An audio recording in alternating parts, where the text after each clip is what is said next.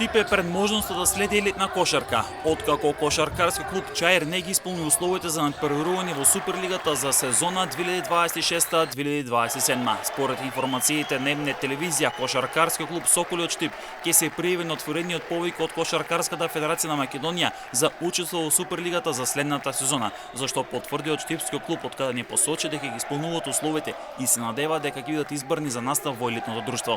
Кошаркарската федерација на Македонија ја информира јавноста дека по завршувањето на постапката за лиценцирање, како и по истекот на рокот за поднесување жалби во дело на исполнување на обврските поврзани со финансиската дисциплина, е констатирано дека еден клуб не ги исполнил условите предвидени со важечките акти на федерацијата за настав во највисокиот степен на надпреварување во сезоната 2026-2027. Исто така во соопштението од федерацијата се вели дека во соглас со одредбите од правилникот за лиценцирање и останатите важечки прописи на Кошаркарската федерација на Македонија, федерацијата ќе отвори рок за пријавување на сите заинтересирани клубови во период од 10 до 20 август 2026 година. Во наведениот рок право на поднесување пријави има секој клуб кој смета дека ги исполнува сите услови предвидени со правилниците на федерацијата за учество во највисокиот ранг на надпреварување, вклучително и организацијските, инфраструктурните, финансиските и сите останати критериуми утврдени со прописите.